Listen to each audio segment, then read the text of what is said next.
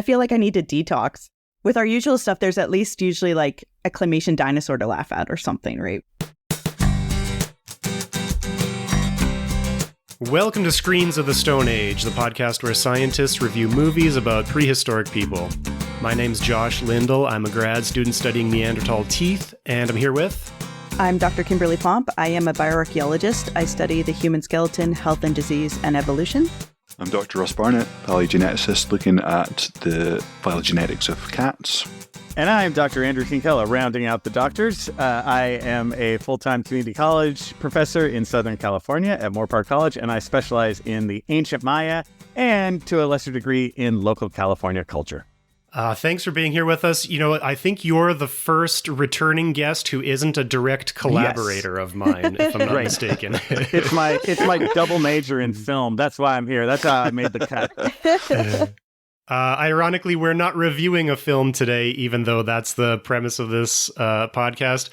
The reason that I got in touch with you is partly because I already know that you've watched this entire episode because you've reviewed it on your podcast and your YouTube channel. That is correct. And I didn't want to make somebody else, I didn't want to subject somebody else to this who wasn't otherwise going to be watching it. You know what's funny is, like, I would say that even though it's 4.5 hours, I know this is cliche, but I felt like it went pretty fast. You know, like I thought... I did not feel like that. I did not feel that way. 1.5. Maybe it's because I was listening to it when I was driving, like half the time, you know? So what we are reviewing today is the Joe Rogan Experience, number 2136, Graham Hancock. I'm getting Kim's mispronunciation of... We're never going to say Graham Hancock correctly in this episode today. Graham Hancock and Flint Dibble. This is a podcast episode, but as Dr. Kinkella just said, it's 4.5 hours long. So first of all, how many of us watched or listened to it all the way through? And did we listen to it as an audio podcast or did we watch it on YouTube? I watched it on Spotify, so it comes up, the video comes up with and I listened to the majority of it. There were times that I just sneakily had to just because I was feeling just poisoned and I just had to get it over with. But I got the gist of everything they were saying. I did all of it, as was said, but I did a combo of, I think I started on YouTube and then I had to drive to another job. So then I listened to it and then I got the job and I listened to it back. Then I finished it off on YouTube. So I did a bit of everything. I used all media for it. I was on YouTube and I managed to get through, I think, about 90, maybe 95 seconds of it. Yeah. And then I'm afraid that my ears gave off in disgust. Yeah. It was hard. And I said, I'll watch some more tomorrow, but then, other things got in the way, like I had some paint to drying to watch, and I know, essentially anything, right? Fingernails to cut, that kind of thing. Yeah. We specifically sort of pushed this recording back a little bit to make sure we had time to watch this. And I also finished it yesterday. I had to watch it in pieces. I also started on YouTube and eventually switched to podcasts so that I could be doing housework or yard work or something instead of just sitting there staring at it the whole time. I don't know how the archaeologist didn't just get up and walk away. I couldn't do 4 hours of it. So normally we start with a summary of our movie, but I think instead maybe, Dr. Kinkella, we could get you to summarize the context for this. Where did this podcast episode come from and why seems to be such a big deal in the archaeology community? Yeah, okay, there's kind of a lot here. This was a bit of a big deal.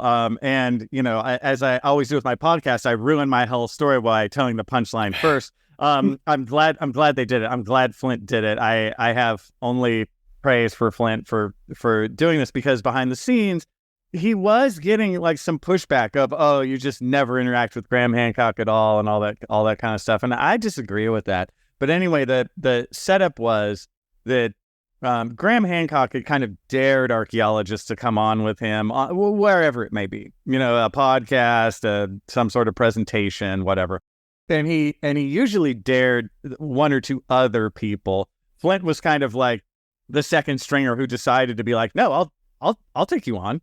So they were originally going to do a show a while ago, I think like the better part of a year ago, but Flint had cancer that came back. And so he had to take care of his cancer, understandably, wow. right? Yeah. So this is like no joke, right? So he had to deal with that. So I think his prognosis is a bit better now, that was good for him. And so they rescheduled, and then he went on. Again, I'd known about this in my secret little archaeology world for a long time.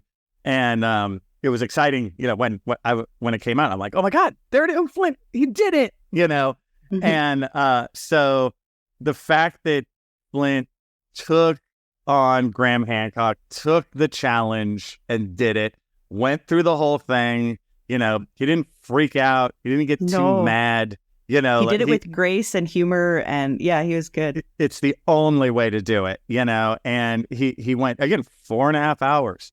He was professional. He hung in there, all the way through. And I think he came out in the end looking about as good as you can possibly look in a situation like that. Because I have to say, going into it, I was really worried because there are certain aspects of that where I'm like, oh man, he's going to just get brutalized. Oh my God, he's going to get destroyed. But he didn't. Good for me for being wrong. And what I also thought was interesting was there were certain parts, like there's a part where he talks about his seeds, and that sounds like it's going to be the most boring thing because he brings up archaeological seeds, right? And for those of us any of us here, I think could think of something more exciting that we worked on. But his excitement for archaeological seeds was so infectious that it was the best part of the whole podcast. His setup on how ancient seeds tell us about the past. And Joe Rogan himself was really into it. Joe was like, wow, that's fascinating. And he was being honest, And so I think, anyway, that's the kind of why, right? He took on the Graham Hancock deal, and I think he came off really well. I think he did really well. I would have cried like an hour in, probably I would have cried. I think that Graham Hancock was trying to bait him a lot, and he never fell for it the entire time. Like, it was like trying to debate, like, I have my 3-year-old niece here, and we're all trying to debate her to eat toast and to eat this, and it feels like the same thing, right? It is. You're just not going to win.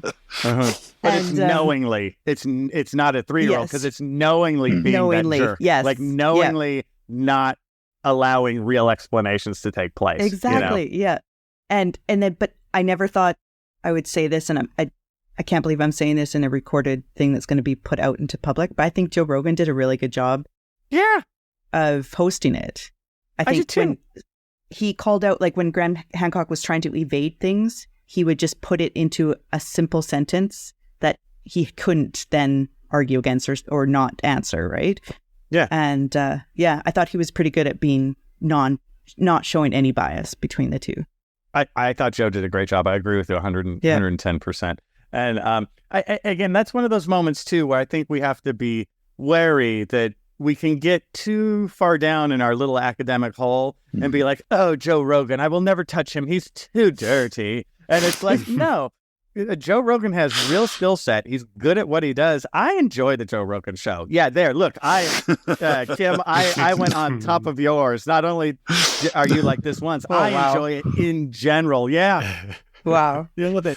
Again, him as his skill set, what he does. I'm not here to say I enjoy every person he has on, but his skill, there's a reason why he's a successful podcaster. So, usually we have a format where we start with nitpicking inaccuracies and then we build up to bigger picture questions. Again, that's not really going to work for this one.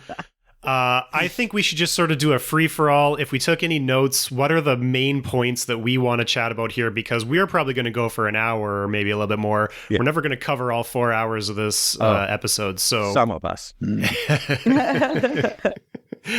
So what are the most important topics that we would like to talk about from this podcast episode? For me, it was less, Andrew's going to have a lot more to say, and he's a lot more in the position to say it than I am. But for me, it was a lot less about what was said than how things were presented.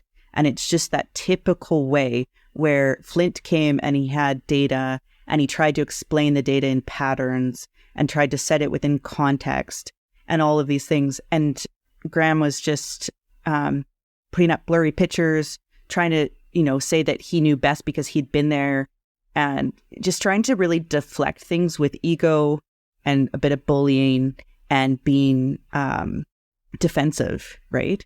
And at no point in time, he kept saying that there's lots of studies that support lots of studies. This scientist supports him, this scientist supports him. But at no point in time did he ever actually tell us why or how the scientists or anybody supported him, right? So if there was an actual support for it, tell us, show us, explain it to us, right? Like Flint is doing, right? I think most people who wouldn't know anything would at least understand, coastal archaeological evidence of hunter-gatherers right now, just from watching that, right? I agree with you 110%. This is going to be boring, Kim. I'm going to agree with you on like everything. It's how you said it was a lesson in politics.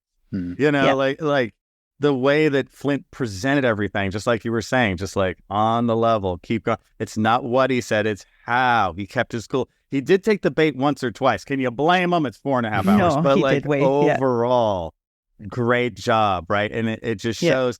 And I think he did pretty good.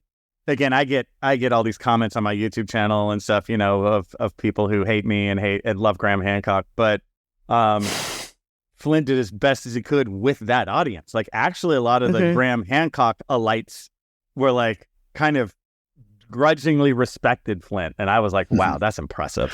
Yeah. Certainly I've kind of been on online and sort of seen the comments underneath the videos and on Twitter and stuff, and even the sort of the sort of threads that have been put out by Hancock and all the kind of other imitators. It is interesting to see how many people were actually very, if not having their minds changed, they were at least complimentary to what Flint was doing and said they'd think about it, which is, I think, a real win.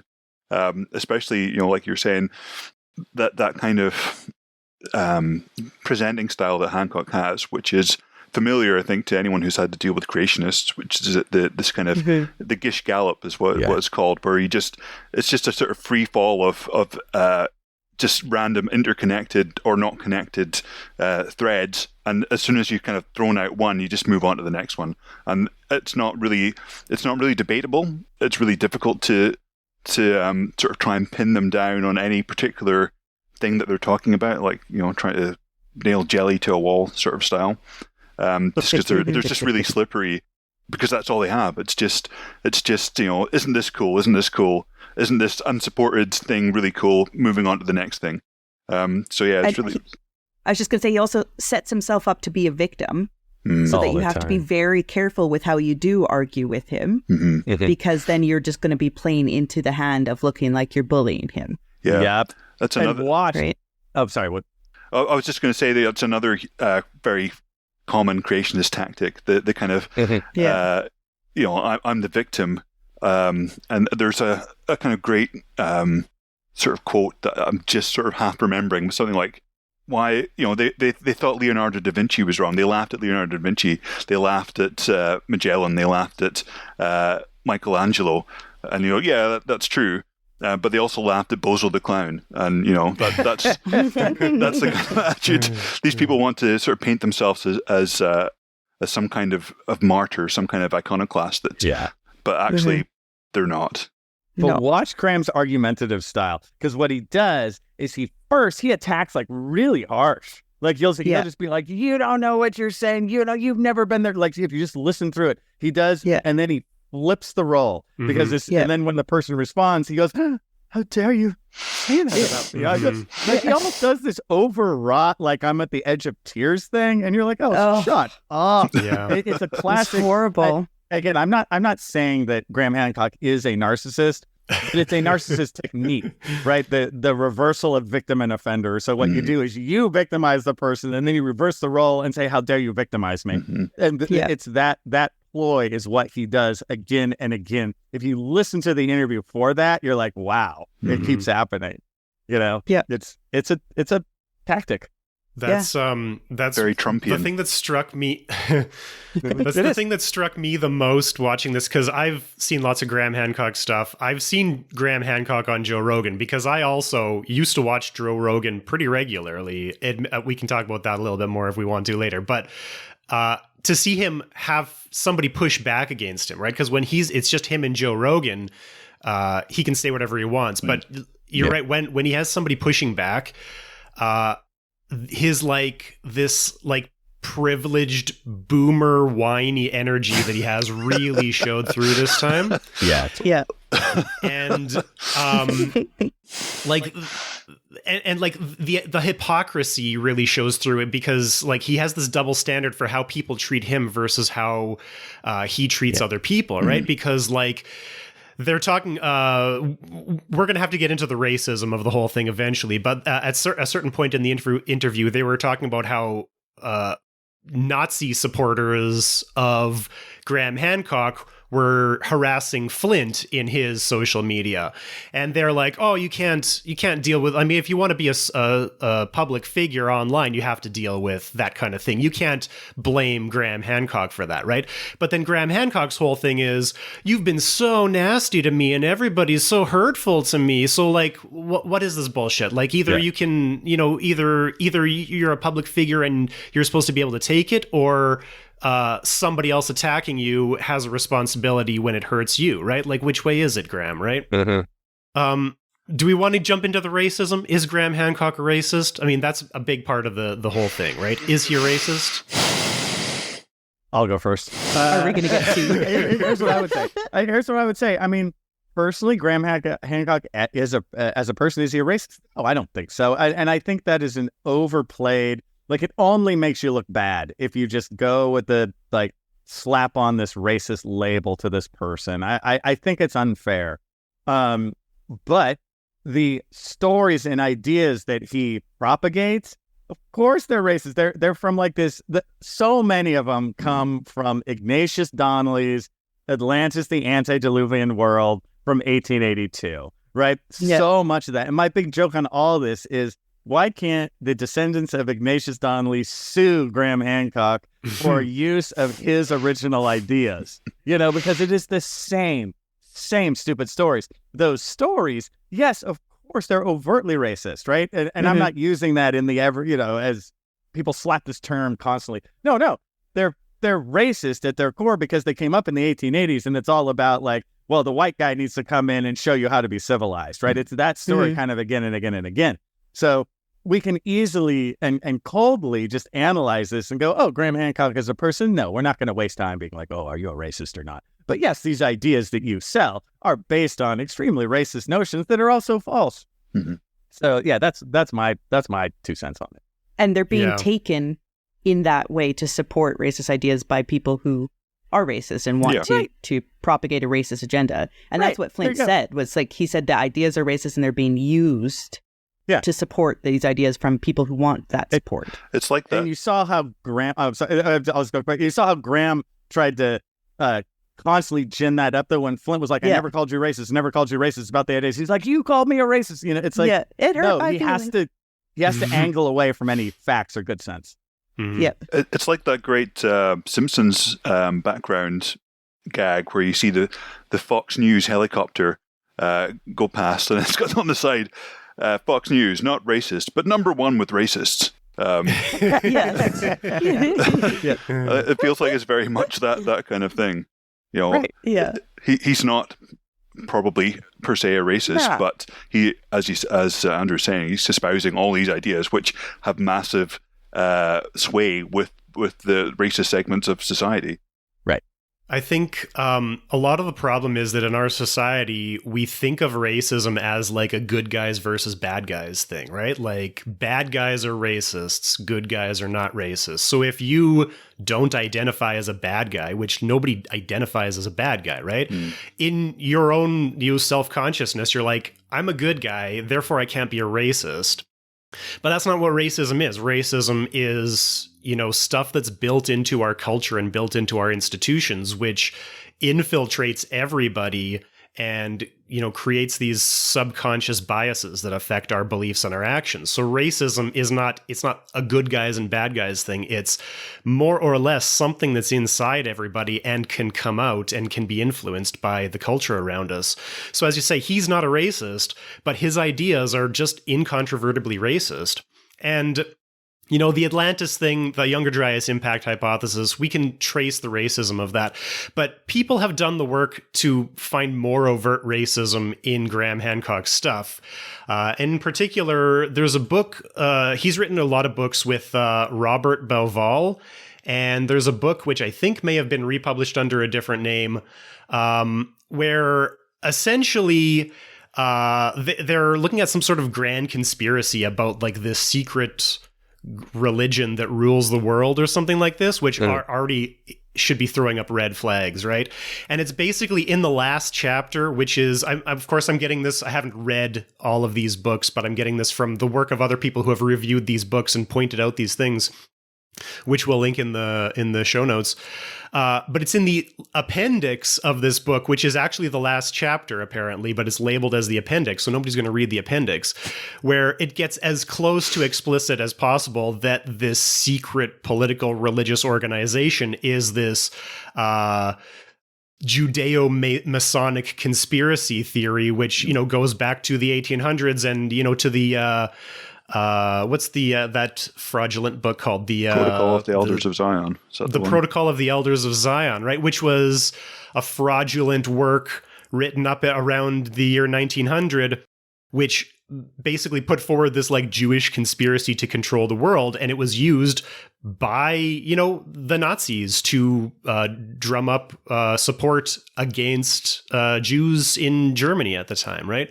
And so that is in one of his books that's not about archaeology. I mean, it is about archaeology because he's tying in stuff from ancient Egypt and the Masons, and he's looking at this grand conspiracy.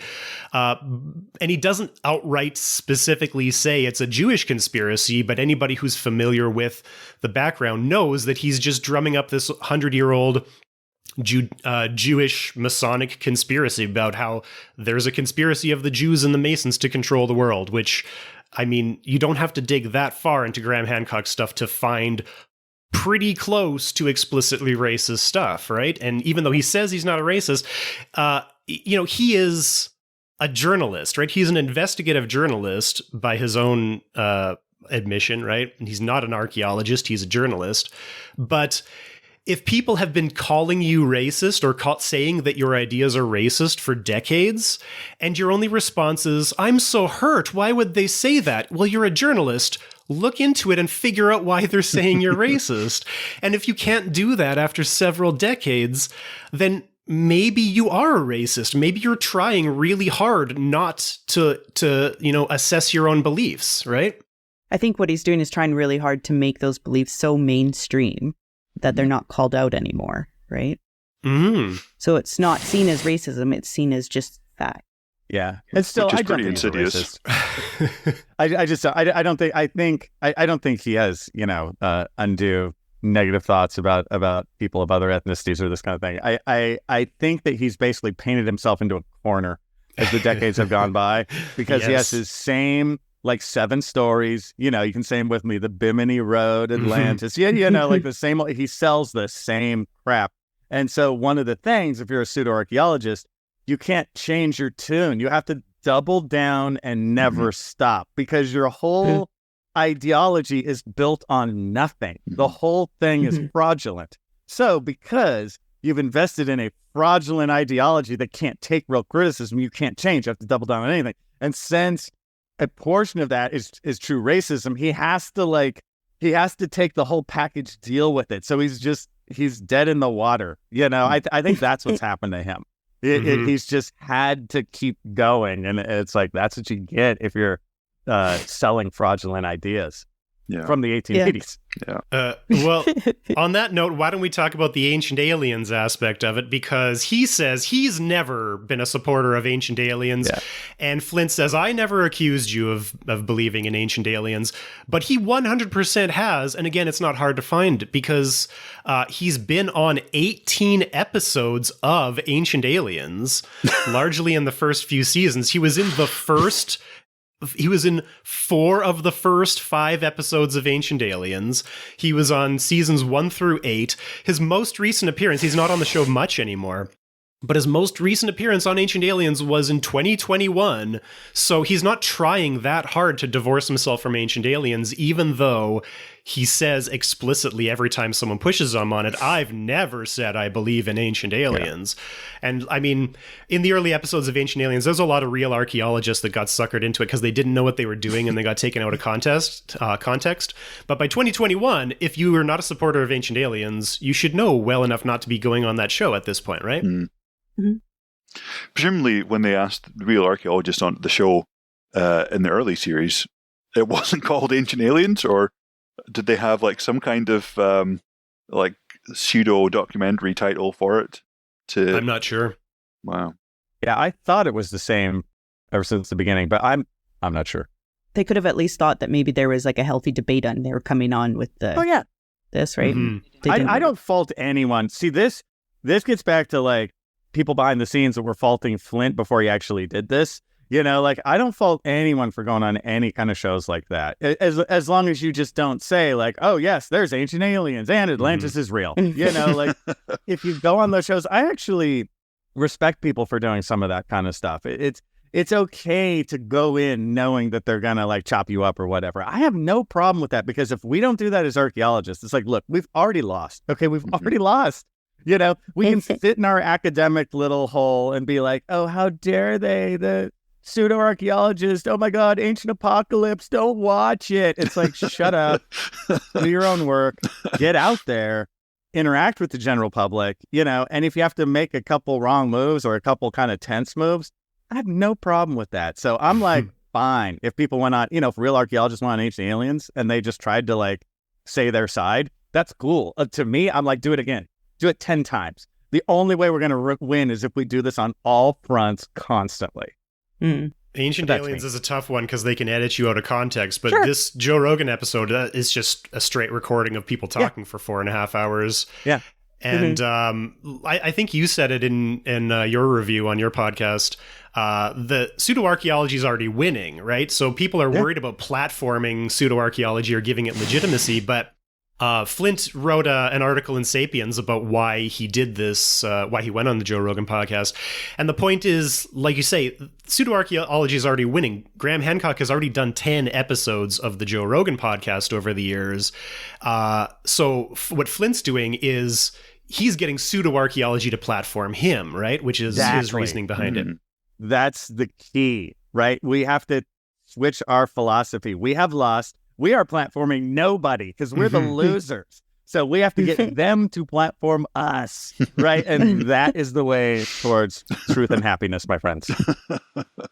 Before this whole thing, Flint had a few thousand Twitter followers, and Joe Rogan's podcast gets millions of downloads. So it's a great way. I mean, I was barely familiar with Flint's work before this whole thing, but I started following him as everybody else did when he started responding to the Graham Hancock's show on Twitter, right?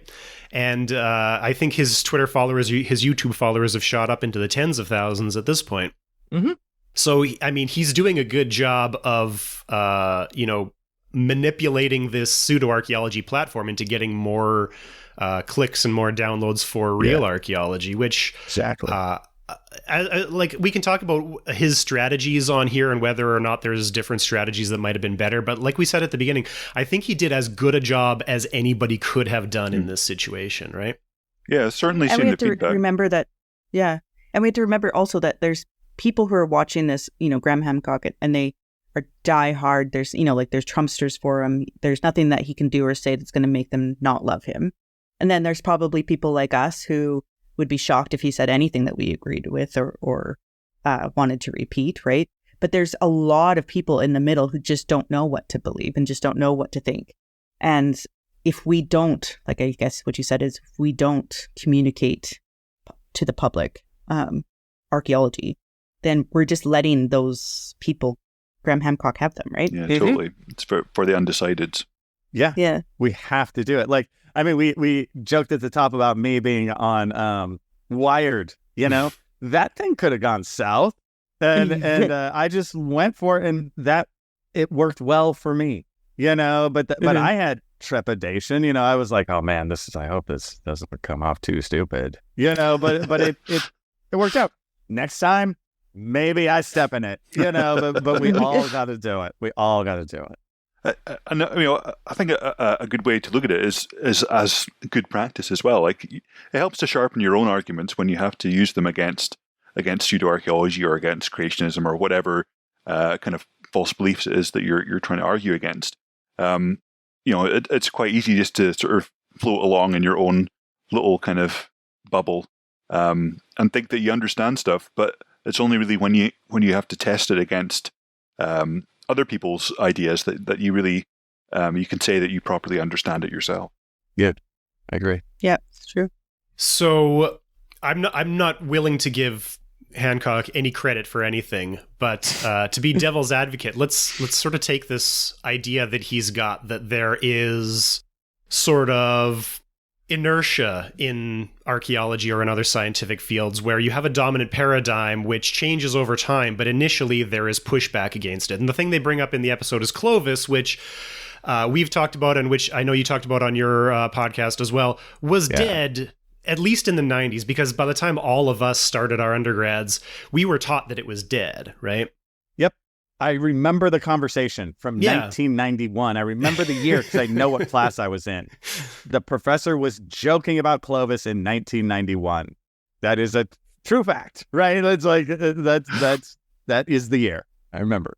And so one of the problems here is that Hancock is bringing up all these like news articles talking about how Clovis is finally dead, and they say this every decade. Clovis is finally dead, even though it's been dead for like my entire lifetime, really, right? Yeah.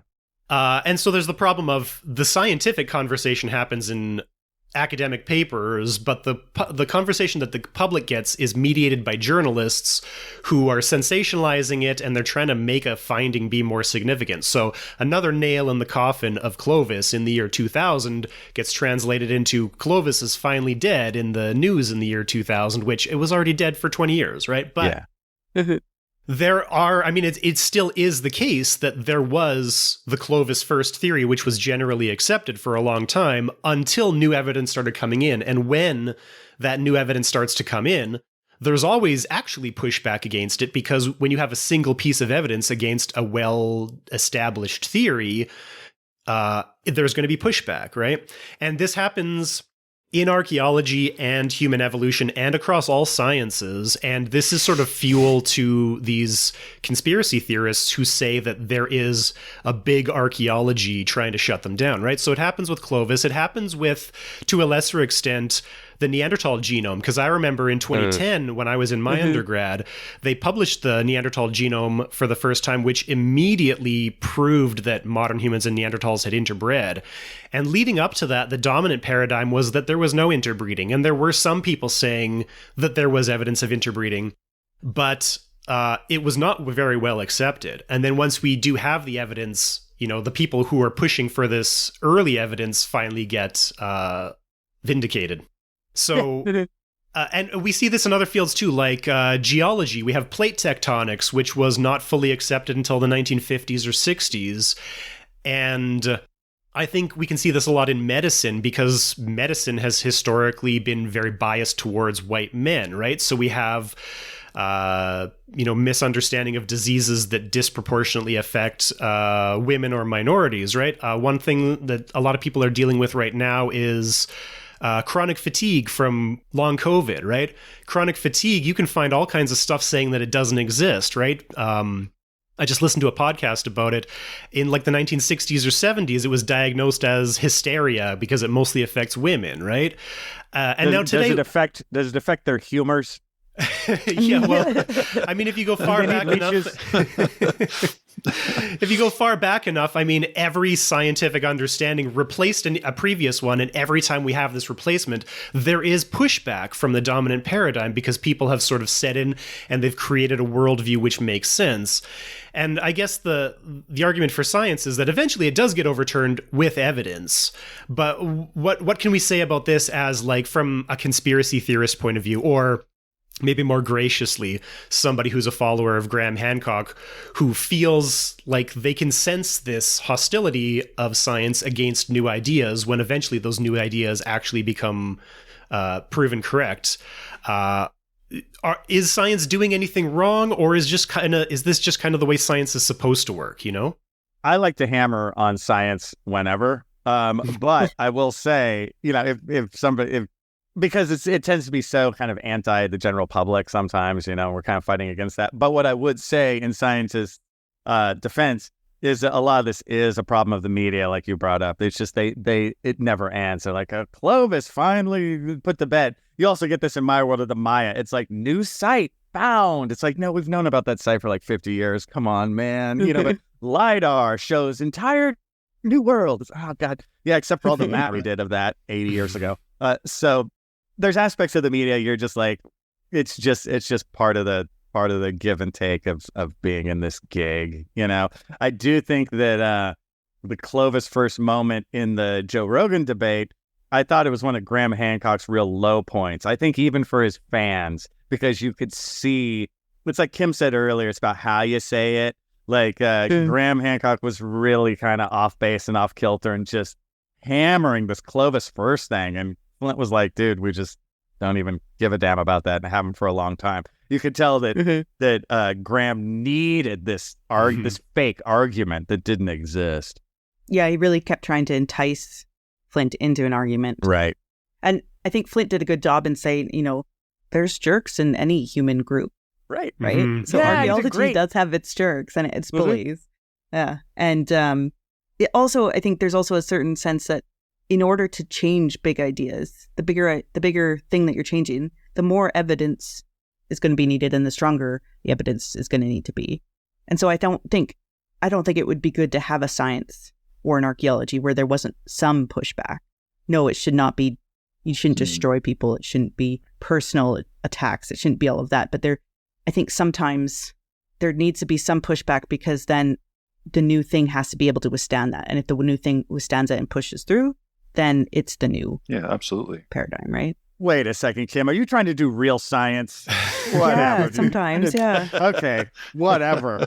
I mean, otherwise it will be just like, every week you get eating chocolate is good for you. Eat more chocolate. Eating bad is chocolate is going to give you cancer. Don't eat chocolate. Eating cancer, it'll save your heart. So we don't want this flip-flopping all the time, right? I think that's really something really difficult as, a standard human to deal with is changing your mind. Like nobody likes changing their mind. And I think that's one of the kind of the sort of shining lights of the scientific method is that it's all about changing your mind with the evidence, which we don't really like doing anyway. That's where the pushback comes from.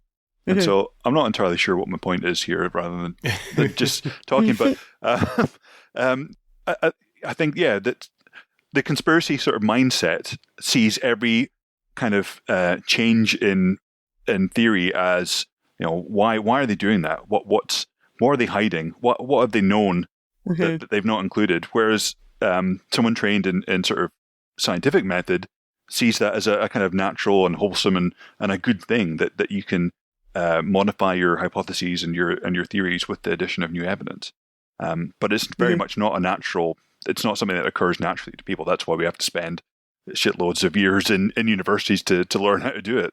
And there are definitely people who have their ego and their reputation, or as they see it, wrapped up in this idea that they presented and published 20 years ago, and they're going to fight as much as they can to keep that at the top. Yeah. But I mean, that's human nature, and everywhere there's always going to be that, right? Yeah. It doesn't necessarily mean that just because one archaeologist said something that everybody is going to accept and listen to it. Yeah. Except for me. Everything I say is right, just so you guys know. But it's the healthy discourse is what we want. And that's what Graham Hancock doesn't seem to be really capable of, is because right away he was aggressive and defensive and annoying. Yeah. And it's like pedantic only when it came to Flint, but not with himself, right? Mm-hmm. It's like you're saying, Andrew, that they have to have, it has to be the whole thing. They can't, it has to be the whole thing. And so they just have to keep doubling down. And there's nothing that they're sort of incapable of changing any part of it. And that's what makes it unscientific. It can't take any critique. Yeah. It can't, because it's built on no critique. I'm right. I have this story to tell. Nobody's listening. I'm the hero, right? Like coming out from the masses. I have this story. Nobody's listening. They need to hear me. You're wrong. And see how you're wrong with your Clovis first, right? I'm right. and I take no criticism. And if you criticize me, how dare you? You're so hurtful. That's the scam. Mm-hmm. And it was so annoying when he kept asking, but how much of the coastline has been, how much has been looked at? How much of the Sahara? Exactly how much? And you're like, the Sahara. What am I supposed to just pull a number out of my butt? Like, I don't know. and 100% of the Sahara is supposed to be dug up before we know anything. So get a shovel. Before we can say anything. Yeah. And then, and this is where I think Flint did very well and just kind of kept going, right?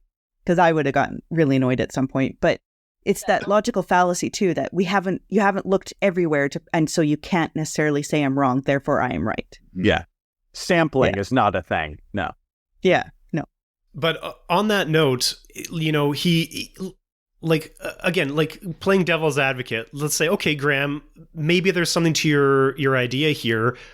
We need to do more digging. So how are we going to do that? We do more archaeology, but we don't have fucking money to dig up 100% of the coastline. Like, what are you actually asking us to do here? We're digging as much as we can afford to dig. We don't have money. And then even at the end of the episode, all three of them were, on the same page about how it's terrible that everyone's cutting their funding for archaeology. Well, how the fuck are we supposed to dig this up if you're cutting our funding?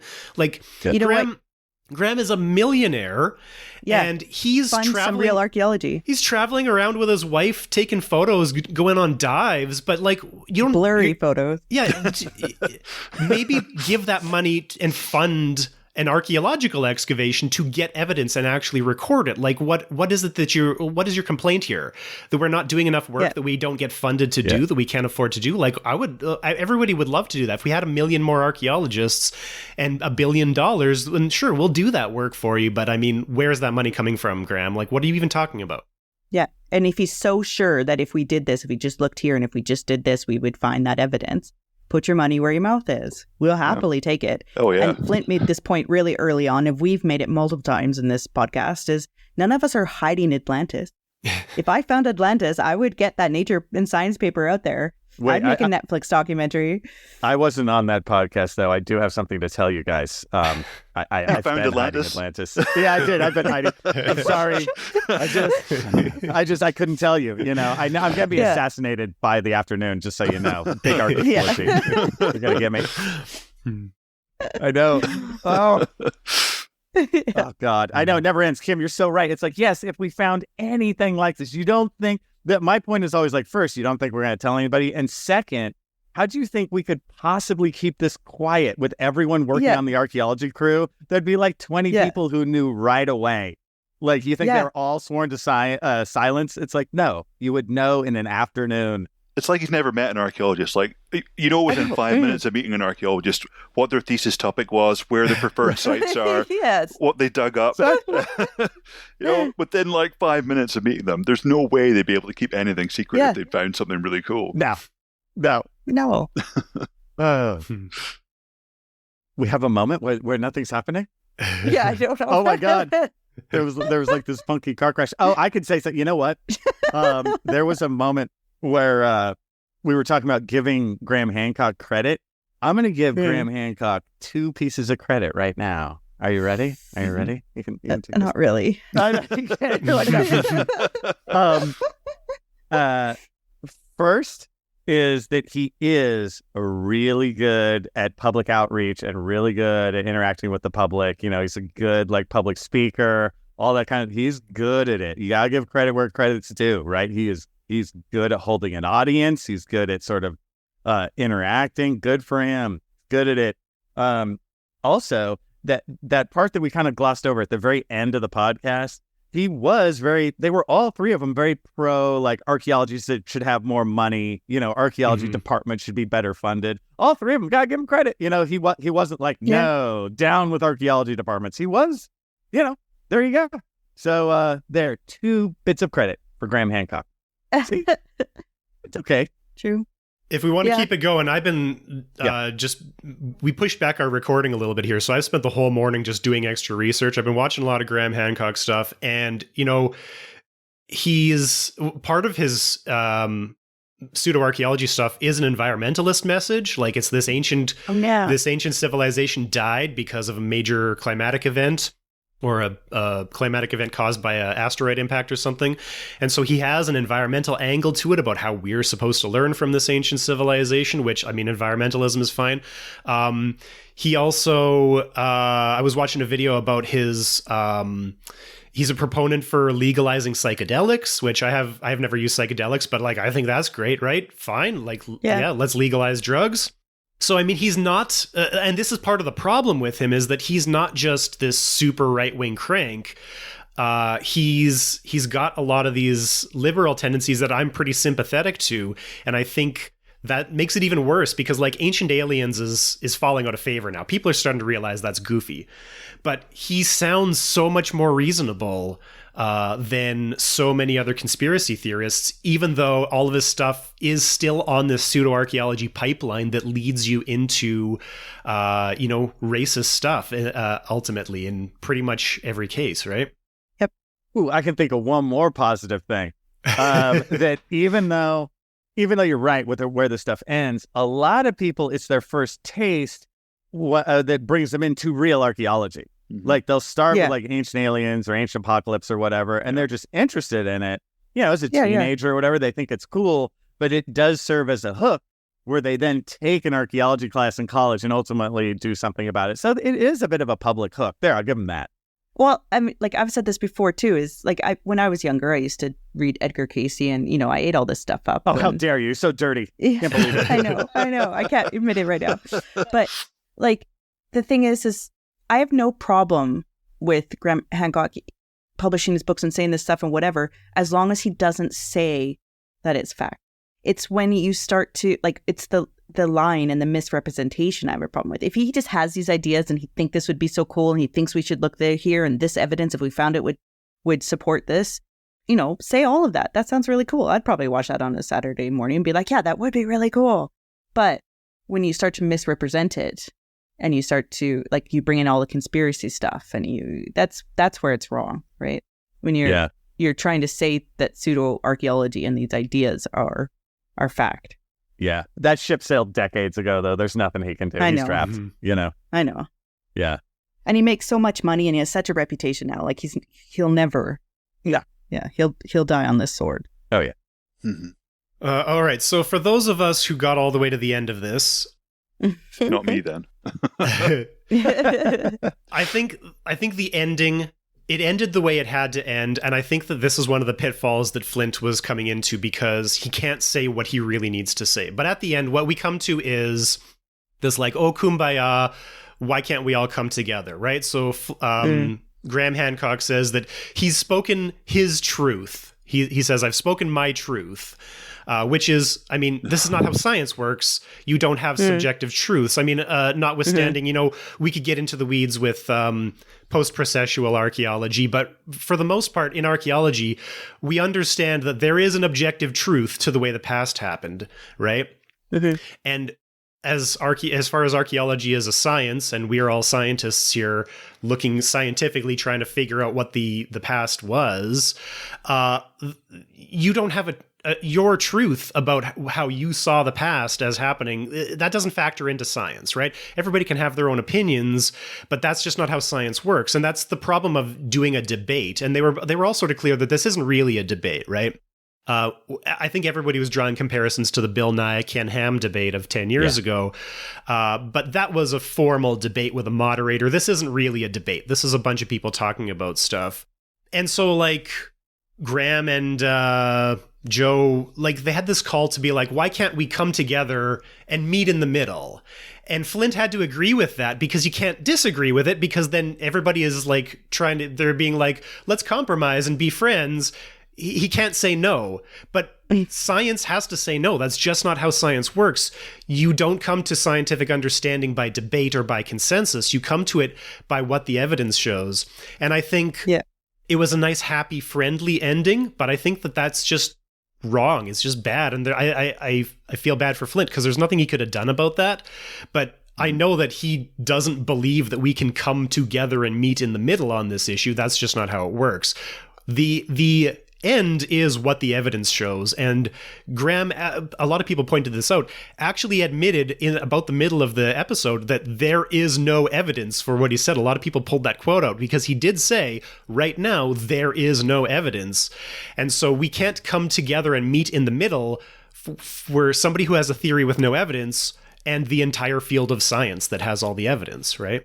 Yeah, but see, in the grand scheme, and I'm going to go back and I'm going to blame Kim for everything. Okay, so it's her fault. What she said in the beginning, I know about, it's all right. about we all do that sort anyway. of the politics of it. Yeah, and it's not what you say, it's how you say it. So sure, I think it's a deal with the devil that's totally worth it. Where at the end, sure, Flint has to go, oh yeah, we'll meet in the middle. But I forgot about that. And so that's because, so many other cool things were going on. Again, I think that the overall show, Flint did so good that it's easily worth it. That's like a toss-off thing. Oh, yeah. We'll agree to disagree. Oh, we'll meet in the middle. Well, we know damn sure. I mean, it's 100% facts versus 0% facts. There is no middle. That's correct. But I think it's worth it for the show. It's worth it for saying it correctly. It's worth it for platforming ourselves and all that good stuff. So that's where I stand. Yeah, and not feeding into the mean archaeologist trying to shut him up thing, right? Yes. Okay, so the big question is, who won the debate? Well, I mean, I think Flint did, but I doubt that the people. I think that probably if we were to get an honest consensus, I think there's going to obviously be the diehards on either side, and then the people in the middle who are questioning. I think the one benefit is that they are now starting to understand what type of evidence is out there to support, what was actually happening. So they're starting to understand that it's not just a dearth of evidence for the ancient civilization, but there's evidence supporting that we have this other picture that we have evidence for, and it's very strong evidence and it's compelling evidence, and that we can see it happening in multiple areas. And so I think they might be now starting to understand why we argue the other way. Yeah, the story that Hancock's selling is that either the archaeologists haven't looked at the stuff or that they're hiding the stuff. Yes. And so I think from what I've seen, Flint's done a great job of showing that actually, no, we have looked. And there's stuff that either contradicts what you're saying or we've looked and found something totally different. And when Hancock's on his own, he doesn't have any of that pushback, so he can say whatever he wants. But just to hear a kind of voice of reason from the other side is great, and definitely all the sort of stuff that I've read of all the kind of comments under postings of this, which is, I mean, it's done big business on social media. Like lots and lots of people have watched it and have commented on it, and even the ones that are firmly in the kind of pseudo-archaeology camp, there seems to have been a lot of respect for what Flint's done, and even some self-questioning, which I think is pretty amazing. Yeah, that's all you can ask for, right? And hope for. Yeah, huge. I think Flint handily won because of that stuff that you just brought up. It's not about the back and forth in the moment. It's sort of the next day. How did it land? Flint was definitely the JFK to Graham Hancock's Richard Nixon, in that point. Yeah, there's no point to thing, but I think the meter edged towards archaeology, hopefully. And I noticed the online thing too of plenty of the Hancock acolytes at least being like, well, I'm glad they finally did it. I'm glad an archaeologist finally came and did the thing that they'd been asking for. So I think that made a lot of positivity. Yeah. I think our algorithmic bubbles might be affecting it too, because I mean, I've seen some of that, but also I've seen it was on ArchaeoSoup YouTube video interviewing Flint after the whole thing, and the comments in there have a lot of Graham Hancock fanboys going in the opposite direction. So my feelings about it are time is going to have to tell what the actual effect is. And I think that's true for the Bill Nye Ken Ham thing as well, because Flint actually references that in his Sapiens article, and he's talking about how belief in creationism has been going down slowly in the United States over the past 10 years. And Dr. Kinkella, I think Frederick Trussaham of the Digging Up Ancient Aliens podcast. I think you've been on his show, great. right? He reviewed it on one of his episodes, and has a more critical take on it than I think most people did. I think most archaeologists are pretty happy about it, but he had some really good criticisms. And one of the things is that he thinks people are getting a little bit too much of the bubble where, you know, the people around them are all agreeing with them, because he does so much research on his podcast. You know, we had him on an episode here, and he did more research for our episode than we normally do, right? So but like, he was talking about being like deep in the Graham Hancock subreddits and stuff like that, and he doesn't have the impression that anybody's ideas, anybody's perspective really changed, which I think is just how debates work. I think everybody digs in and they always think their own side won. Yeah. So I think it's going to take some time to figure out what the effect might be. He also didn't think Flint might be the perfect person for this, because like, he did a great job, and he agreed he did a great job, but he's kind of like archaeology royalty. Like, he kept talking about his dad. You know, he's like the insider, and he dressed like Indiana Jones in the episode, right? I on my YouTube channel, I got a bunch of people saying that kind of stuff. You know, oh well, he dressed, and I feel for him a little, because I've been in these areas where they force me to wear a hat, and I'm always like, I don't want to wear a hat. Like, I almost want it written in some sort of contract. Andrew Kinkella does not wear hats. Yeah, but where do you stand on whips, Andrew? I'm, you know, depending. It is funny that they kind of force the cliche on you. You know, if you go into that public world. But I do think, like, if I was Flint's like helper or coordinator or something, I'd be like, dude, you need to just come in like dressed very neutrally, and don't talk about your dad. You know, like is what I would have said, just as his agent. Like, if I was Flint's agent, you know, I because I did worry about that a little, knowing who he was and how he presented himself before the debate. I'm like, oh, they can really slam him on the hat he wears. And, you know, and that kind of stuff. And that's, I don't mean to harsh on Flint too much, because he did the debate. I didn't do the debate, you know, good for him. So I think these are just little tidbits of stuff, you know, maybe for next time or something. But you're right. Like, that leaning into the cliche that hard can look poor. But I always say the same thing. It's like, do you see how Graham Hancock, what he was wearing in Ancient Apocalypse? Oh, dude, he wore like an Indiana Jones clothes, like the whole thing. You know, so it's both sides are guilty of this.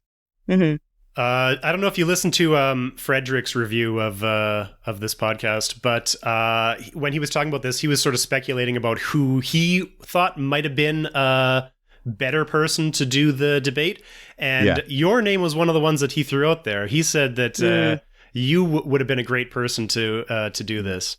You know, I get that. A lot of people have said that about me, and the truth is, I don't know. You never know. We can Monday morning quarterback this all day. I would say I would hope to do as good as Flint did. There are portions of my personality, it would be funnier. You know, like, I would joke, you guys know, you already know. Like I would be more lighthearted, but that can also be seen as not as serious. Yeah. You know, like, so I could really fall on my face. You know, all I can do is be myself, but that the who I am of that lighthearted, jokey kind of thing could be like, oh, he's not really serious. He doesn't know what he's talking about. You know, look at this. You see, it could be like Graham Hancock came off as professional and knowledgeable, and Kinkella came off as just like a jokester trying to like get people on his side. So all I would say, I would do it. I would just hope to do ultimately as good as Flint did. That's it. You know, I would not wear a hat. I'll give you that. But does Flint dress like that normally? I think he does, or at least it's. So then that's more forgivable, because that's just him wearing clothes. It then, right? is, but it's that political choice, you know, where your handler would be like, okay, look, for the Midwest, you need to do this, you know, and you might want to take the note for later. He had his headphones on, like, down across the back of his neck to get the hat on. So, like, he made the choice to keep that hat on, right? Yeah. Yeah. So it was an honest choice, you know, but it does not. But politics have nothing to do with honesty. Yeah. One of the things I was thinking is, good thing that this all happened, but it's happening in the context of archaeologist versus pseudo-archaeologist. There is the problem of legitimizing it by pitting them as equals, right? But I think it would be great to have just more regular mainstream quote-unquote archaeologists on Joe Rogan, because if Flint was just there talking by himself, like you said, Joe was fascinated by the fucking seeds, right? Yes. And when I used to listen to the Joe Rogan podcast regularly, that's what I love about him, is that he's actually really interested in science and especially archaeology. He's genuinely interested, right? And he's just too credulous. He believes whatever his guest is telling him. Yeah. He's so prone to conspiracy theories, but he can change his mind because, like, notoriously, he used to be a moon landing denier, and then he had a NASA scientist on and changed his mind, right? And we can fault Joe Rogan for all kinds of stuff, especially post-COVID, because he had a big role in COVID denialist stuff and anti-vax stuff, which really, really turned me off of him. I used to be a pretty big defender, even if I didn't listen that much. But yeah, the real problem with him is that he's got too much responsibility for what he actually is, right? But if we can now get more real archaeologists on, what's happened to him over the years is it becomes an echo chamber, because he reaches out to real scientists, but then he also reaches out to fringe people, and then he develops a reputation for being the guy that talks to fringe people, and then the real scientists don't want to go on anymore, right? Right, but that's the key. You got to still keep going on and not be too like, oh, they're so dirty now. You got to just power through. But the hard part is, I think we all agree, sure, more archaeologists on Joe Rogan, but how do you reasonably you have to be a big name. You have to, the only reason Flint was on was because of Graham. Exactly. The only reason. So you have to be a huge name archaeologist. I don't even know if one exists, of the stature, because I mean, Joe Rogan's going to be busy having Mick Jagger on next week. It's not right. He's not going to just have any old, any old somebody like me with 5,000 subscribers on his YouTube channel. It's not. I wish. I've had this conversation with so many people that archaeology doesn't have a face. Like, you've got Carl Sagan, you've got Neil deGrasse Tyson for astronomy. Right. Other sciences have these well-known public figures which are their face, but archaeology doesn't have that, right? So maybe Flint is poised to become that face at this point, right? That seems to be a very kind of new world problem, speaking from right. That's true. My old world perspective. We're kind of quite lucky. We've got quite a few big name archaeologists over here in the UK. So Professor Alice Roberts is one who does great work of outreach and really good, well-researched programs. We've got the Time Team sort of guys who are kind of still at it and are almost household names. So, but yeah, I can see that certainly that's a function of probably partly our lack of choice in sort of TV channels in this part of the world. But yeah, it's got one of the kind of upshots of that is that we do have some famous archaeologists, which is nice. I think this might be also sort of a legacy of just the colonization of North America, because like as well in Serbia where I work, there's so many good regional shows about archaeology, like local stuff. But in North America, we don't have the same the same sense of archaeology, because everything before historical archaeology was indigenous people, and for so much of early archaeology's history we were throwing that out because it didn't fit our narrative of colonizing the country, right?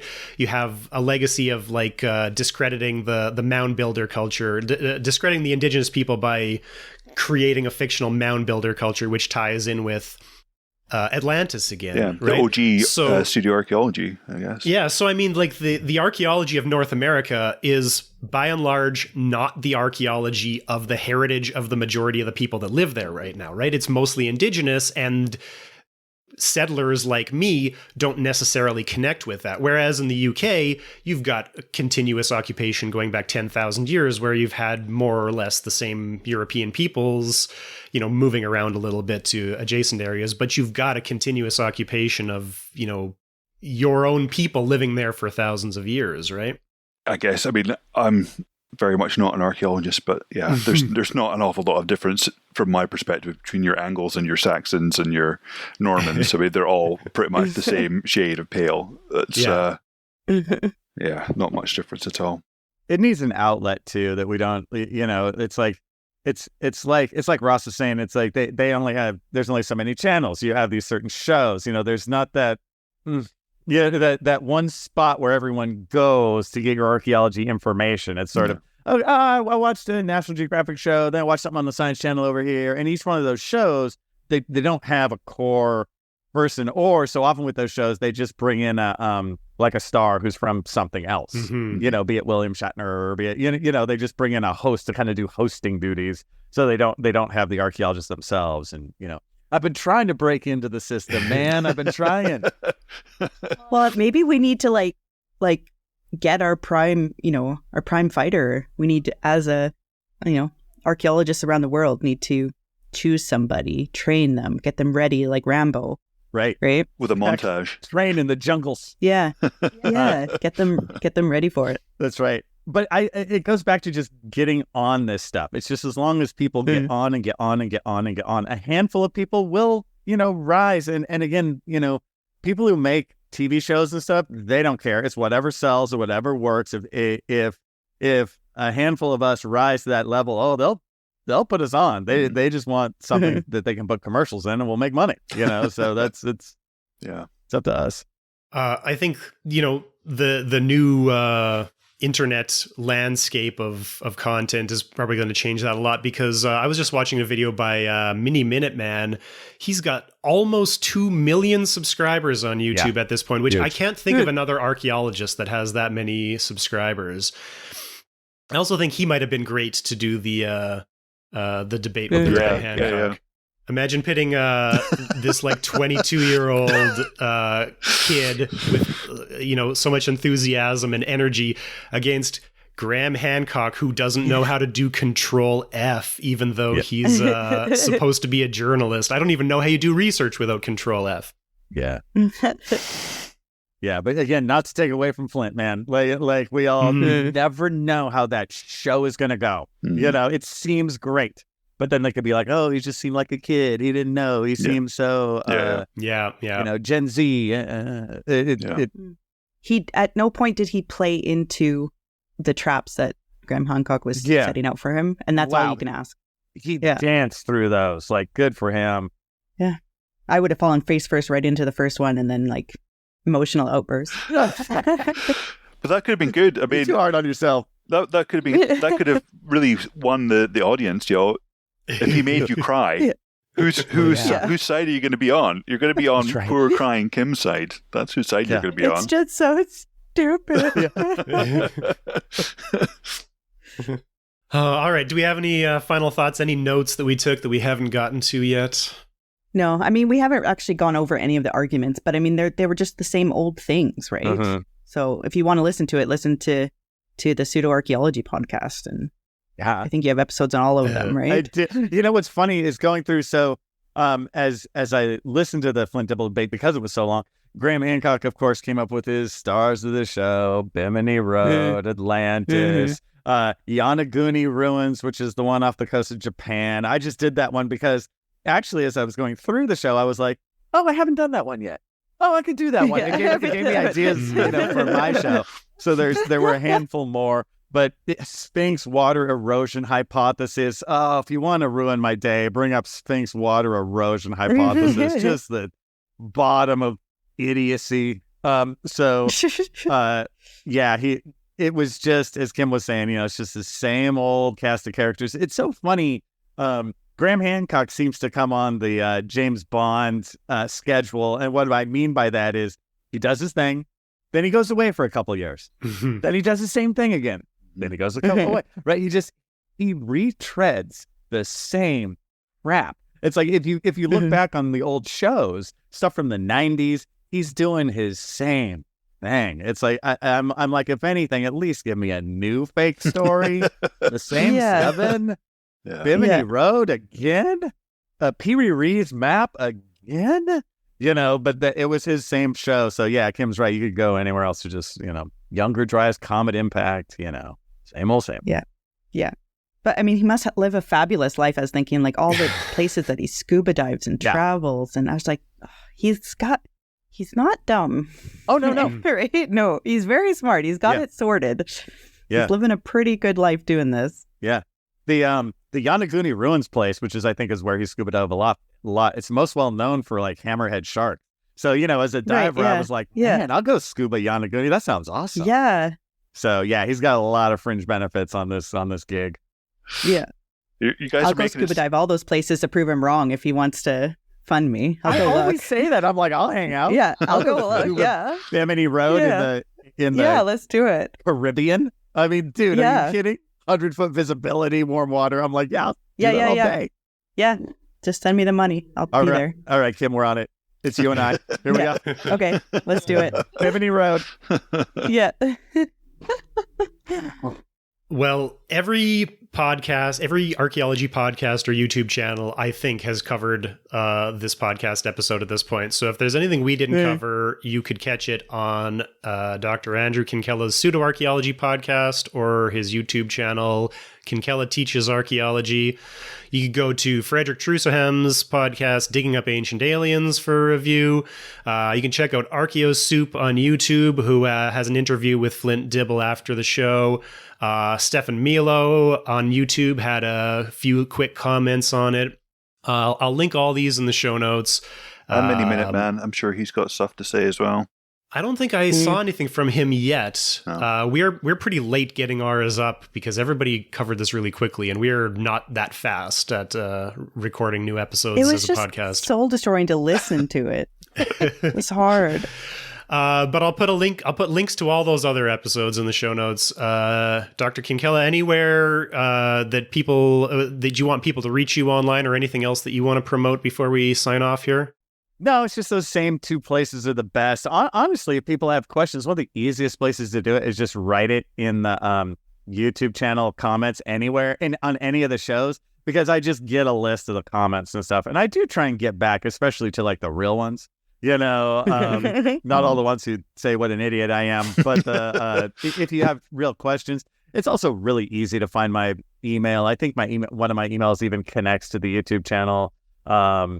I have my school email, which again comes up anywhere. You can find it, and if you have real archaeology questions, I'm always happy to answer those. Email, whatever. That's cool. Don't be shy.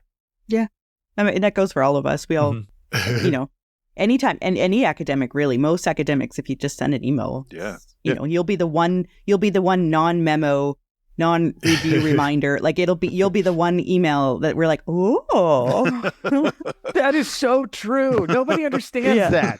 It's not the one from academia.edu where you're like, was this you? Oh God, yes. They're great. We love hearing from the general public. We love hearing, hey, I heard your show. I'm just curious about this. Those are the nice ones. This is something people don't really know about academics. We had a cyber attack at the University of Winnipeg right before the end of the term, and all of our systems got shut down for 2 weeks, right before like final exams and final papers and stuff. And so I made up a list for my students about how to keep doing your research if you can't access the library subscriptions, right? All the different ways to get papers. And on that list is just email the authors of the paper, because they're always going to send you a copy. They want you to read it. They're always going to send you a copy. So you can just... And all of our email addresses they're either on the university website or they're in the correspondence for the paper if we're the author on it. You can find our email addresses anywhere. We've probably got several. I've got 2 institutional email addresses, and my Gmail address is out there everywhere. So it's not hard to get in touch with scientists, and they're probably going to answer you if you send them a message. Unless you're Flint Dibble, I'm sure he's got too many messages to reply to lately. Or unless big archaeology disallows it, So yes, of course. I have to check in with the cabal every so often, and see. Don't ask us about Atlantis. We can't tell you. That's right. Tim, you've already said too much. My line goes dead. Yeah.